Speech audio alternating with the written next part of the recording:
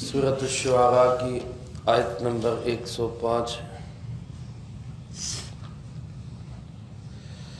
الحمدللہ وکفی وسلام علی عبادہ الذین اصطفی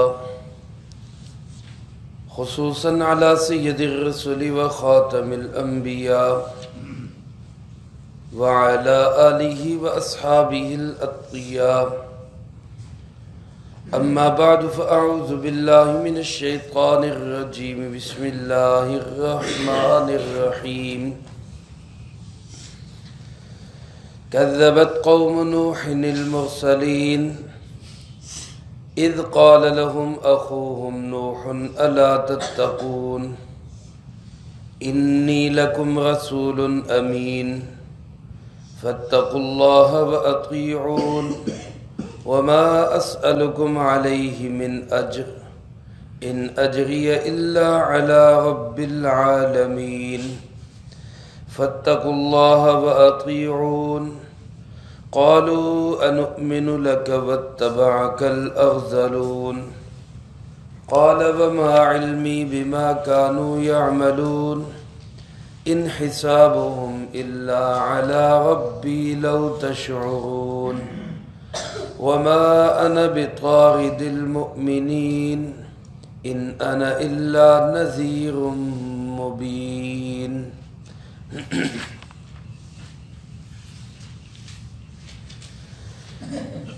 كذبت قوم نوح المرسلین،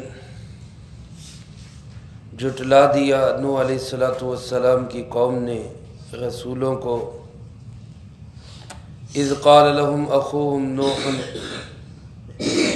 جب ان سے کہا ان کے بھائی نوح علیہ السلام نے، الا تتقون، کیوں نہیں تم ڈرتے، انی لکم رسول امین، بے شک میں تمہارے لیے ایک امانت دار رسول ہوں، فاتقوا اللہ واطیعون، بس اللہ سے ڈرو اور میری اطاعت کرو، وما اسألکم علیہ من اجر، اور میں نہیں سوال کرتا اس پر کسی اجرت اور معاوضے کا، ان اجری الا علی رب العالمین، بے شک میری اجرت و معاوضہ اللہ رب العالمین کے ذمہ ہے۔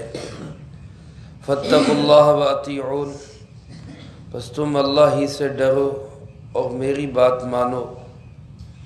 قالوا انؤمن لک واتبعک الارذلون، وہ کہنے لگے کیا ہم تجھ پہ ایمان لائیں جبکہ تیری پیروی کرنے والے تو یہ گھٹیا لوگ ہیں۔ قال وما علمی بما كانوا يعملون، حضرت نوح علیہ السلام نے فرمایا مجھے کچھ علم نہیں کہ وہ کیا اعمال کرتے ہیں، ان حسابهم الا علی ربی، ان کا حساب میرے پروردگار کے ذمے ہے، لو تشعرون، اگر تمہیں اس کا کچھ شعور ہو، وما انا بطارد المؤمنین، اور میں نہیں ہوں ایمان والوں کو دور ہٹانے والا، ان انا الا نذیر مبین، اور میں تو ایک کھلم کھلا ڈرانے والا ہوں۔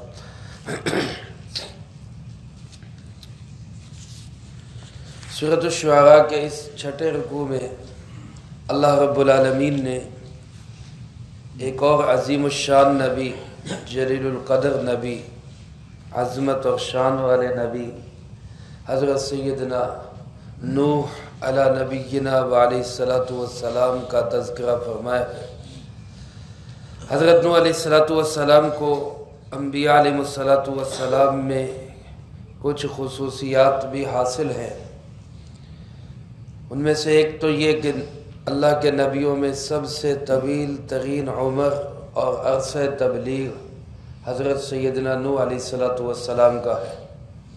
اللہ پاک نے خود قرآن کریم میں ارشاد فرمایا فَلَبِثَ فِيهِمْ أَلْفَ سَنَةٍ إِلَّا 50 عاما، نوح علیہ السلام اپنی قوم کے اندر 50 کم 1000 سال تبلیغ کرتے رہے، یعنی 950 سال تبلیغ کا عرصہ ہے حضرت نوح علیہ السلام کا، 950 سال، 9.5 صدیاں۔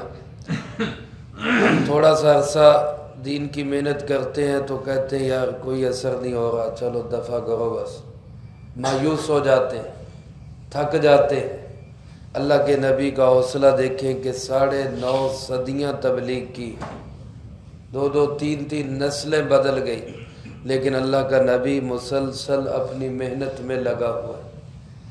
اسی طرح ایک خصوصیت حضرت سیدنا نوح علیہ السلام کو یہ بھی حاصل ہے کہ دنیا کے اندر جب اللہ پاک نے ان کی قوم کے نہ ماننے پر ایک عذاب بھیجا، طوفان آیا، تو اس میں پھر ساری ہی انسانیت لپیٹ میں آئی، پوری دنیا لپیٹ میں آئی، سوائے ان چند لوگوں کے جو 80-82 کی تعداد میں، قلیل تعداد میں حضرت نوح علیہ السلام پر ایمان لائے تھے، ان کے علاوہ سب ہی عذاب کی لپیٹ میں آئے۔ اور وہ جو 80-82 تھے، اللہ پاک نے ان میں سے بھی باقی سب کے نسب اور نسل ختم کر دی۔ حضرت نوح علیہ السلام کے بعد جتنے بھی انسان آئے ہیں آج تک اور قیامت تک جتنے آئیں گے، یہ سب کے سب حضرت نوح علیہ السلام کی نسب اور نسل میں سے ہیں۔ اس لیے ان کو آدم ثانی کہا جاتا ہے کہ یہ دوسرے آدم ہیں۔ ایک پہلے آدم علیہ السلام گزرے اور ان کی نسل چلی، اور ایک یہ حضرت نوح علیہ السلام آدم ثانی ہیں جن کی نسل آگے چلی ہے اور آج تک چل رہی ہے۔ تو حضرت نوح علیہ السلام کو اول الانبیاء یا اول الرسل ہونے کی خصوصیت بھی حاصل ہے، کیونکہ یہ سب سے پہلے نبی ہیں جنہوں نے شرک کے خلاف علم توحید بلند کیا، سب سے پہلے نبی ہے۔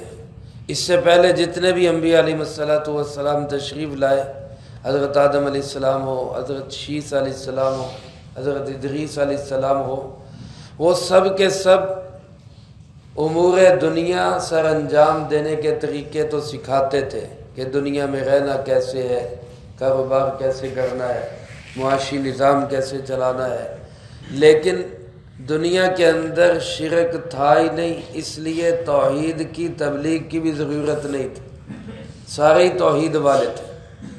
اگرچہ سارے نبیوں کی دعوت کا پہلا نقطہ توحید ہی ہے، لیکن شرک ہی نہیں تھا، توحید ہی توحید تھی، تو اس انداز سے شرک کا ابطال نہیں کیا گیا، توحید کا اثبات نہیں کیا گیا، جس انداز سے حضرت نوح علیہ السلام نے شرک کا ابطال کیا اور توحید کا اثبات کیا۔ اس لحاظ سے بھی ان کو یہ خصوصیت حاصل ہے کہ ان کو کہا گیا ہے اول الرسل، آپ سب سے پہلے رسول ہیں۔ تو حضرت نوح علیہ السلام کی ان خصوصیات کی بنا پر ہی قرآن کریم میں اکثر جب انبیاء علیہ السلام کے واقعات کا سلسلہ شروع ہوتا ہے تو ان کا تذکرہ سب سے پہلے کیا جاتا ہے۔ اب بھی یہاں پہ قوم عاد، قوم سمود، قوم لوط، قوم شعیب، ان ساری قوموں کا تذکرہ آ رہا ہے، اور ان میں سب سے پہلے اللہ پاک نے حضرت نوح علیہ السلام کا تذکرہ فرمایا۔ حضرت سیدنا نوح علیہ السلام کی قوم نے ان کے ساتھ کیا رویہ اختیار کیا؟ اللہ پاک ارشاد فرماتے کذبت قوم نوح المرسلین، نوح علیہ السلام کی قوم نے رسولوں کو جھٹلا دیا، تکذیب کر دی۔ یہاں سوال یہ ہے کہ قوم نوح علیہ السلام کی قوم نے تو ایک نبی حضرت نوح علیہ السلام کو جھٹلایا، ان کی طرف نبی ایک آئے نوح علیہ السلام، جبکہ قرآن کہہ رہے ہیں المرسلین، نوح علیہ السلام کی قوم نے سارے رسولوں کو جھٹلا دیا۔ مرسلین جمع کا صیغہ ہے، تو کون کون سے نبی جن کو نوح علیہ السلام کی قوم نے جھٹلایا؟ تو مفسرین کرام رحمہم اللہ لکھتے ہیں کہ ایک ہی رسول آئے ان کے پاس، نوح علیہ السلام، اور انہوں نے ایک ہی رسول کو جھٹلایا، لیکن کسی ایک نبی کی کسی ایک بات کو بھی اگر بندہ ٹکرا دیتا ہے تو وہ ایسے ہے جیسے اس نے سارے نبیوں کی ساری باتوں کو جھٹلا دیا۔ ساری باتوں پہ ایمان لانا ضروری ہے، سارے نبیوں پہ ایمان لانا ضروری ہے۔ ایک بات کا بھی انکار کرے گا تو گویا سارے نبیوں کی ساری باتوں کا انکار کر دیا۔ اس لیے اگر آج کوئی شخص جناب محمد کریم صلی اللہ علیہ وسلم کی ساری باتوں کو مانتا ہے کہ میں ساری چیزوں کو تسلیم کرتا ہوں، لیکن میں خدا نخواستہ کوئی شخص کہتا ہے کہ وہ حضرت محمد صلی اللہ علیہ وسلم کو اللہ کا آخری نبی نہیں مانتا، تو اس نے گویا سارے نبیوں کو ہی جھٹلا دیا، ایک نبی کو نہیں جھٹلایا، ایک حضرت محمد صلی اللہ علیہ وسلم کی تکذیب نہیں کی، کیونکہ آپ صلی اللہ علیہ وسلم اللہ کے آخری نبی ہیں، یہ سارے نبیوں کا عقیدہ ہے۔ تو ایک نبی کی تکذیب سارے نبیوں کی تکذیب۔ حضرت نوح علیہ السلام کو جھٹلایا، ٹھکرایا، تو گویا سارے نبیوں کو ہی جھٹلا دیا۔ اللہ پاک نے اس لیے ارشاد فرمایا قوم نوح نے سارے نبیوں کی تکذیب کر دی۔ اذ قال لهم نوح اذ قال لهم اخوهم، جب ان سے کہا ان کے بھائی نے، کس بھائی نے؟ نوح علیہ السلام نے۔ یہاں آگے بھی آپ جتنے انبیاء کا تذکرہ پڑھیں گے سوائے حضرت لوط علیہ السلام کے، باقی سارے نبیوں کو اللہ پاک نے ان کے بھائی قرار دیا، حضرت شعیب علیہ السلام کے علاوہ باقی سارے نبیوں کو اللہ پاک نے ان کے بھائی قرار دیا۔ اذ قال لهم اخوهم نوح اذ قال لهم اخوهم ہود اذ قال لهم اخوهم صالح، ان کے بھائی ہود نے، ان کے بھائی صالح نے، ان کے بھائی نوح نے۔ اللہ کا نبی اپنی قوم کا قومی بھائی ہوتا ہے، قومی وطنی علاقائی اعتبار سے اللہ کے نبی کا اپنی قوم کے ساتھ برادرانہ تعلق ہوتا ہے۔ اس لیے اگر اللہ کے نبی اپنی قوم کو بھائی کہیں یا قوم اللہ کے نبی کو بھائی کہے تو قومی اور وطنی اعتبار سے اس پہ کوئی اعتراض کی بات نہیں ہے۔ جس طرح آج دنیا کے اندر مثال کے طور پہ ہم پاکستان میں رہتے ہیں، تو اسی پاکستان کے اندر بہت سارے عیسائی بھی رہتے ہیں، بہت سارے سکھ بھی رہتے ہیں، بہت سارے ہندو بھی رہتے ہیں۔ تو اگر ہم ان سکھوں کو، ان ہندوؤں کو، ان عیسائیوں کو اپنا بھائی کہیں وطنی اور قومی اعتبار سے، وہ ہمارے وطنی بھائی ہیں، قومی بھائی ہیں، تو اس میں کوئی اعتراض کی بات نہیں، وہ سب ہمارے وطنی اور قومی بھائی ہیں۔ مرزائیوں کا معاملہ الگ ہے، مرزائی فتنہ ہے، باقی تمام کے تمام کوئی نہ کوئی مذہب ہے، کسی تعلق ہے ان کا کسی کمیونٹی سے، تو مرزائی ایک فتنہ ہے، فرقہ نہیں ہے، ایک مسلک یا مذہب نہیں ہے، اور فتنہ جو ہے اس کی سرکوبی کی جاتی ہے، اس کی سرزنش کی جاتی ہے۔ اللہ پاک نے فتنے کو ختم کرنے کا حکم دیا، قاتلوہم حتی لا تکون فتنہ، ان سے لڑو تب تک جب تک کہ فتنہ ختم نہ ہو جائے۔ اس لیے ان کے ساتھ تو تعلقات یا ان کو بھائی کہنا یا ان کو اپنا ساتھی سمجھنا یہ تو ناجائز اور حرام اور غلط ہے، اللہ کے نبی صلی اللہ علیہ وسلم کو تکلیف دینے والی بات ہے۔ باقی جو غیر مسلم ہیں وہ سب کے سب ہمارے وطنی اور قومی بھائی ہیں۔ اس لحاظ سے اللہ نے اپنے نبیوں کو بھی کہا کہ انہوں نے اپنے بھائیوں سے کہا، اس قوم نے جب اس قوم کے بھائی نے ان سے کہا، اذ قال لهم اخوهم نوح، جب ان کے بھائی نوح علیہ السلام نے ان کو کہا الا تتقون، تم ڈرتے کیوں نہیں، تمہارے اندر خوف خدا کیوں نہیں۔ ایک بات جو ان ساری قوموں کے اندر مشترکہ بات ہے جن کا تذکرہ یا ہو رہا ہے یا پہلے ہو چکا، ابراہیم علیہ السلام کا تذکرہ یا موسیٰ علیہ السلام کا تذکرہ اور ان کے مخالف فرعون اور نمرود کا تذکرہ، تو ایک بات ان سب کے اندر مشترکہ جرم ہے ان سب کا، اور وہ ہے تکبر۔ وہ تکبر ہے، اپنے آپ کو بڑا سمجھنا۔ نمرود نے کہا انا احیی و امیت، میں زندہ کرتا ہوں، میں مارتا ہوں۔ فرعون نے اس سے ایک قدم اور آگے بڑھایا، کہنے لگا انا ربکم الاعلی، میں تمہارا سب سے بڑا رب ہوں، میں تمہارا سب سے بڑا رب ہوں۔ اور یہی انا، یہی شیطان کے اندر تھی، یہی انا، یہی تکبر شیطان کے اندر تھا۔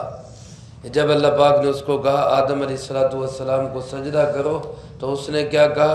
انا خیر من، میں اس سے بہتر ہوں، میں اس کو کیوں سجدہ کروں؟ تو ان ساری قوموں کا مشترکہ جرم جو ہے، کامن چیز جو ان کے اندر ہے، وہ ہے تکبر، اپنے آپ کو بڑا سمجھنا اور دوسروں کو حقیر اور ذلیل سمجھنا۔ اللہ کے نبی آ کر سب سے پہلے تبلیغ کرتے کہ بھائی سب اللہ سے ڈرو، اللہ تتقون، اللہ سے ڈرتے کیوں نہیں؟ اور دوسری بات، انی لکم رسول امین، میں تمہارے پاس ایک رسول بن کے آیا ہوں، ایسا رسول جو امین ہے، امانت دار ہے، دنیاوی اعتبار سے بھی امانت دار، کہ کسی کا مجھ پہ کوئی مالی حق نہیں، میں نے کسی کے ساتھ کوئی مالی زیادتی نہیں کی، کسی کے 1 روپے کا میں روادار نہیں، اور دینی اعتبار سے بھی کہ جو پیغام میرے اللہ نے مجھے دیا ہے اس میں بلا کم و کاست کوئی چیز کمی بیشی کے بغیر میں پورے کا پورا اللہ کا پیغام تم تک پہنچا رہا ہوں۔ تو میں ایک رسول امین ہوں، امانت دار رسول ہوں، تو لہذا فاتقوا اللہ و اطیعون، اللہ سے ڈرو اور میری بات مانو، میرے پیچھے چلو، میری اطاعت کرو۔ اور اللہ کے نبی نے اس پہ صاف اعلان کیا کہ ما اسألکم علیہ من اجر، میں اس پہ تم سے کسی قسم کا کوئی معاوضہ بھی نہیں مانگتا، میرا کوئی سوال نہیں ہے، مجھے پیسے دو، مجھے خرچہ دو، مجھے ہدیے دو، مجھے نذرانے دو، میرے چڑھاوے چڑھاؤ، میرا ایسا کوئی سوال نہیں ہے۔ ان اجری الا علی رب العالمین، میرا اجر و معاوضہ تو اللہ رب العالمین کے ذمے ہے، وہ مجھے دے گا۔ اور یہ سارے نبیوں نے کہا، انبیاء علیہ السلام نے سب کے سب نے یہ اعلان کیا کہ میں اپنی تبلیغ پر، میں تمہیں دین سکھانے پر تم سے کسی قسم کے کسی اجرت اور معاوضے کا سوال نہیں کرتا۔ انبیاء علیہ السلام کی یہی صورتحال ہے۔ یہ تو علماء نے اور مفسرین کرام، فقہاء و محدثین نے بعد میں دین کی باتوں کو، دین کے کام کو زندہ رکھنے کے لیے تعلیم اور اسی طرح دین کے کاموں پر اجرت یا معمولی وظیفہ اس کو جائز قرار دیا ہے، لیکن اصل تبلیغ اور تعلیم یہی ہے کہ بلا معاوضہ، بغیر کسی سوال کے اللہ کے نبی تبلیغ کیا کرتے تھے۔ اللہ کے نبی نے پھر اعلان کیا فاتقوا اللہ واطیعون، اللہ سے ڈرو اور میری بات مانو، میری اطاعت کرو۔ تاکید کی جا رہی اس کی، اس لیے تاکید کی جا رہی کہ جس طرح اللہ سے ڈرنا ضروری ہے، اسی طرح اللہ کے نبی کی بات ماننا بھی ضروری ہے۔ اگر کوئی شخص کہتا ہے میں اللہ کو تو مانتا ہوں، اللہ سے ڈرتا ہوں، اللہ کو تسلیم کرتا ہوں، لیکن اللہ کے نبی کی میں کیوں بات مانوں، میں اس کے پیچھے کیوں چلوں؟ فرمایا اس سے کام نہیں چلے گا۔ جس طرح اللہ کی ماننا ضروری ہے، اسی طرح اللہ کے نبی کی اطاعت اور اس کے پیچھے چلنا یہ بھی ضروری ہے۔ جب اللہ کے نبی نے یہ تبلیغ کی تو قوم کے لوگ کیا کہنے لگے؟ بڑے بڑے چودھری تھے، بڑے بڑے نواب تھے، بڑے بڑے قوانین تھے، بڑے بڑے سیٹھ اور سرمایہ دار جاگیردار تھے۔ وہ کہنے لگے نوح علیہ السلام سے انؤمن لک واتبعک الارذلون، ہم تیری بات مانیں، تیرے پیچھے چلنے والے ہیں کون؟ یہ ارذل، گھٹیا لوگ، نعوذ باللہ من ذالک۔ اللہ کے نبیوں پہ سب سے پہلے جو لوگ ایمان لائے وہ عام طور پر غریب غربا ہوتے ہیں، فقراء مساکین ہوتے تھے، جو پیشے کے لحاظ سے بھی معمولی پیشے والے. یاد رکھے دنیا کے اندر کوئی پیشہ حقیر نہیں. جو آدمی جو بھی پیشہ اختیار کرتا ہے، ہر پیشہ، ہر ہاتھ کی کمائی، ہر محنت مزدوری اللہ کے نزدیک عزت والی ہے. اللہ کے نزدیک مقام و مرتبہ اس کا ہے جو تقوی والا ہے. اللہ کسی کو پیشوں کے لحاظ سے نہیں دیکھتا کہ کون کیا کام کرتا ہے، کس کے پاس کتنا سرمایہ ہے، کس کا جسم خوبصورت ہے، کس کی شکل و صورت اچھی ہے. اللہ دیکھتا ہے کس کو؟ ان اللہ لا ينظر الى صورکم ولا الى اجسادکم ولکن ينظر الى قلوبکم واعمالکم. اللہ تمہاری شکلوں صورتوں کو نہیں دیکھتا، تمہارے جسموں کو نہیں دیکھتا، اللہ تو دیکھتا ہے تمہارے دلوں کو اور جسم سے نکلنے والے اعمال کو. اللہ تو اس کو دیکھتا ہے. لیکن یہ لوگ، دنیا کی سوچ ہوتی ہے، پیشے کے لحاظ سے لوگوں کو گھٹیا سمجھا جاتا ہے. انگریز جب اس بر صغیر پاک و ہند میں آیا تو اس نے یہ تفریق پیدا کی کہ محنت مزدوری کرنے والوں کو وہ کیا کہتا تھا؟ کمی کہتا تھا. یہ کمی ہے. حالانکہ کمی کیا ہے؟ کمی کام کرنے والا. محنت مزدوری کرنے والے کو کمی کمی کمی کہہ کے اس نے گویا کہ حقیر اور گھٹیا کرنے کی کوشش کی. میرے نبی نے تو کام کرنے والے کے ہاتھ چومے. آپ نے ایک مزدور کو دیکھا جس کے ہاتھ محنت مزدوری کی وجہ سے پھٹے ہوئے تھے، جلد اکھڑ چکی تھی، ہاتھوں پہ گٹے پڑے ہوئے تھے، ہاتھ موٹے ہو گئے تھے. اللہ کے نبی صلی اللہ علیہ وسلم نے اس کے ہاتھوں کو بوسہ دیا. آپ نے ہاتھ چومے کہ یہ محنت کرنے والا، مزدوری کرنے والا. اللہ کے محبوب نے فرمایا الکاسب حبیب اللہ، ہاتھ کی کمائی کرنے والا یہ تو اللہ کا دوست ہے. تو انگریز نے آ کر اسی جو اللہ کے نبی نے جس کو اللہ کا دوست قرار دیا، جس کے ہاتھ چومے، انگریز نے انہی لوگوں کو کمی کمی کمی کہہ کے ان کو حقیر و ذلیل کرنے کی کوشش کی. معاشرہ آج اسی کا نتیجہ ہے. لوگ جو ہے پیشے کے اعتبار سے بعض لوگوں کو حقیر سمجھتے. میرے محترم دوستو، اسلام نے ہمیں یہ سکھایا کہ حقیر وہ ہے جو اللہ سے دور ہے. حقیر وہ ہے جس کے دل میں اللہ نہیں ہے. حقیر وہ ہے جس کے دل میں اللہ کے نبی کی محبت نہیں ہے. پیشے کے لحاظ سے کوئی بندہ حقیر نہیں. اللہ کے نزدیک عزت والا وہ ہے جس کے اندر تقوی ہے، اللہ کا ڈر اور خوف ہے، دھیان ہے. تو عام طور پہ اللہ کے نبیوں کی آواز پہ سب سے پہلے جو لوگ لبیک کہتے تھے وہ یہ ایسے ہی مزدور طبقہ ہوتا تھا. یہ ایسے لوگ ہوتے تھے جو غریب غربا ہوتے تھے. حدیث پاک میں آپ صلی اللہ علیہ وسلم نے ارشاد فرمایا بدأ الدین غریبا. دین کی جب ابتدا ہوئی تو دین تب بھی غریب تھا. غریب تھا. غریب کا مطلب کہ عام لوگوں کے اندر عام لوگ اس کو مانتے تھے. بڑے بڑے چودھری، نواب، سیٹھ، قوانین، وہ سرمایہ دار، جگیردار، وہ اس کا انکار کرتے تھے. اور فرمایا وَسَيَعُودُ غریبا، ایک وقت آئے گا دین پھر غریب ہو جائے گا. یعنی پھر صرف ایسے ہی جو ہے وہ معاشرے کے کمزور طبقات کے پاس دین رہ جائے گا، اور بڑے بڑے سرمایہ دار اور جگیردار اور نواب اور خوان وہ دین کو پھر چھوڑ دیں گے. اللہ کے محبوب صلی اللہ علیہ وسلم نے فرمایا فَطُوبَى لِلْغُرَبَاء، اس زمانے میں دین کے ساتھ جڑنے والے فقراء غرباء کے لیے بہت بڑی خوشخبری ہے، بہت بڑی بشارت ہے. میرے محترم دوستو، آج وہی زمانہ ہے. آج لوگ مدارس والوں کو حقیر سمجھتے ہیں.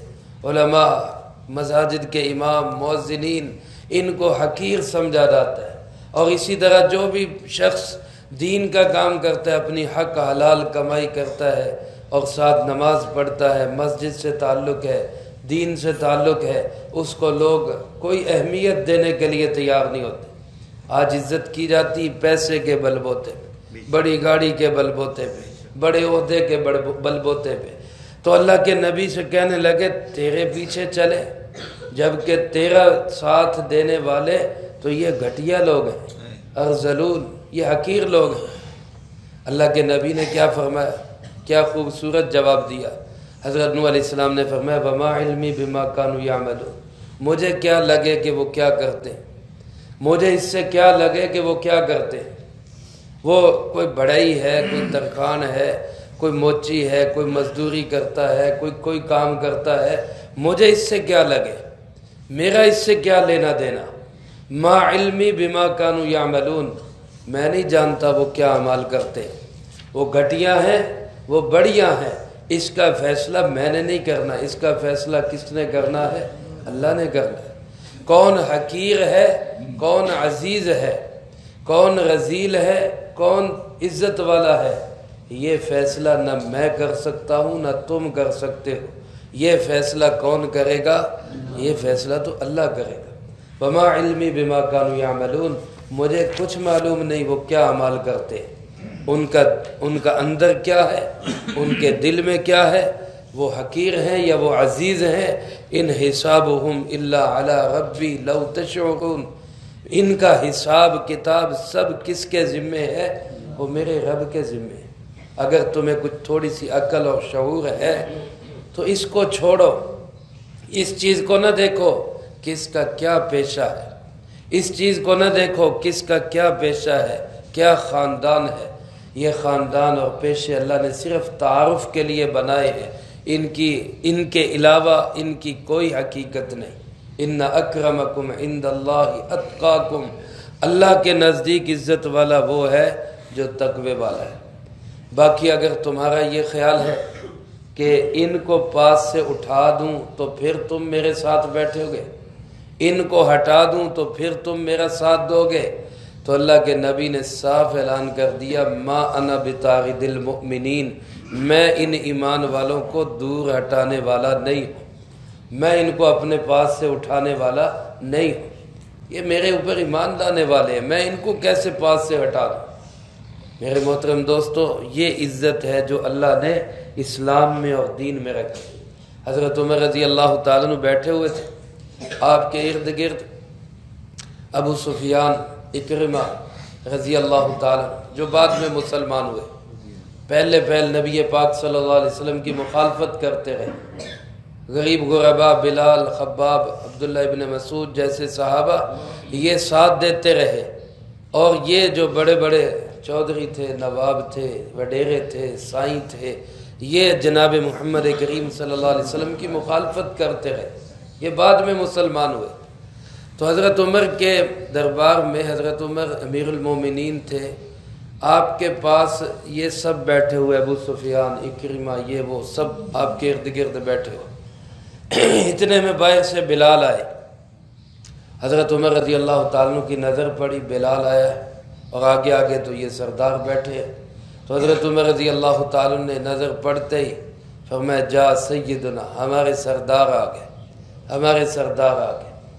قریش کا ایک عظیم خاندان جس کا فرد عمر اور امیر المومنین ہے، وہ بلال جیسے انسان کو کیا کہہ رہا ہے؟ ہمارے سردار آ گئے، ہمارے سردار آ گئے۔ اور فرمایا بلال آگے آ جاؤ، ان سے کہا تم پیچھے ہو جاؤ، تم پیچھے ہو جاؤ۔ حضرت بلال کو آگے بٹھا لیا، پھر اسی طرح ایک دوسرے صحابی آئے، ان کو فرمایا ہمارے سردار آ گئے، آگے آ جاؤ۔ حتیٰ کہ کرتے کرتے یہ پیچھے ہٹتے گئے اور وہ غربا صحابہ، اولین صحابہ، وہ آگے آ کے بیٹھتے رہے، یہ پیچھے ہٹتے ہٹتے وہاں چلے گئے جہاں ان حضرات کے جوتے پڑے ہوئے تھے، وہاں جا کے تو آپس میں ایک دوسرے سے کہنے لگے کہ یار آج تو بڑی ذلت ہوئی، آج ہمیں عمر نے پیچھے ہٹا دیا، ہٹاتے ہٹاتے ہمیں جوتوں تک پہنچا دیا، اور یہ جو ہمارے غلام ہوا کرتے تھے ان کو عمر نے آگے آگے بٹھا لیا، یہ تو بڑا معاملہ خراب ہو گیا۔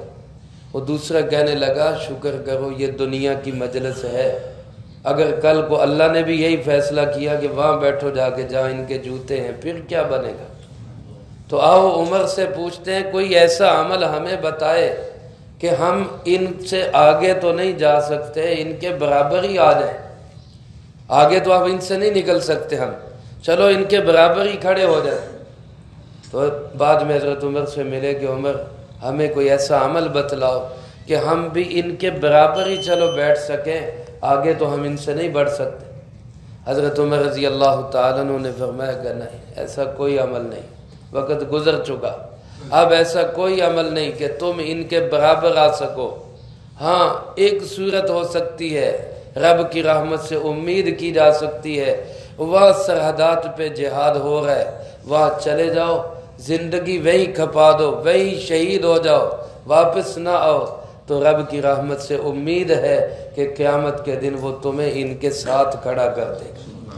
تو میرے دوستو، جنہوں نے دین کے لیے بڑی بڑی قربانیاں دی ہیں، اولین قربانیاں دی ہیں، دوسرے بعد میں آنے والے ان کا کہاں مقابلہ کر سکتے ہیں؟ اس لیے اللہ کے نبی نے صاف کہا، میں تمہارے لیے ان غرباء مساکین کو اٹھا دوں، مجھ سے یہ توقع مت رکھنا، ما انا بطارد المؤمنین، میں ان ایمان والوں کو دور ہٹانے والا نہیں ہوں، ان انا الا نذیر مبین، میرا کام تو تمہیں کھول کے ڈر سنانا ہے، وارننگ دینا ہے، پیغام پہنچانا ہے، وہ میں کر رہا ہوں۔ باقی کون میں مجھ پہ ایمان لاتا ہے کون نہیں مانتا، یہ میرا ہیڈک نہیں ہے، میرا رب جانے اور وہ جانے، میں اپنے کام میں لگا ہوں اور وہ کام کرتا رہوں۔ چنانچہ نوح علیہ السلام کے اس عزم پر، اس مضبوطی پر قوم نے کیا جواب دیا، اللہ پاک نے اس کا تذکرہ اگلی آیات میں کیا ہے، اس کا ذکر اگلی فرصت میں ہوگا۔ اللہ پاک ہم سب کو اپنے ان تمام مقدس نبیوں کی عزت و احترام کی بھی توفیق نصیب فرمائے، اتباع و پیروی کی بھی توفیق نصیب فرمائے۔ اللہم انت السلام و منک السلام، تبارک ربنا و تعالیت یا ذا الجلال والاکرام۔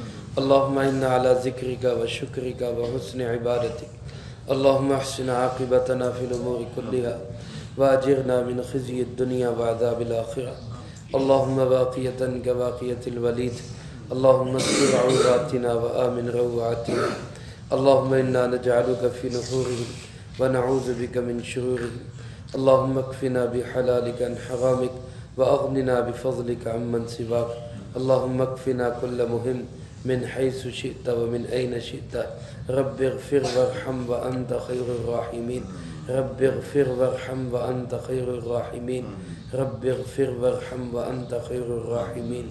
ربنا هب لنا من ازواجنا وذرياتنا قرة اعین واجعلنا للمتقین اماما، رب ارحمهما كما ربياني صغيرا، وصلی اللہ علی النبی الکریم وعلى آلہ واصحابہ اجمعین برحمتک یا ارحم الراحمین، آمین آمین آمین۔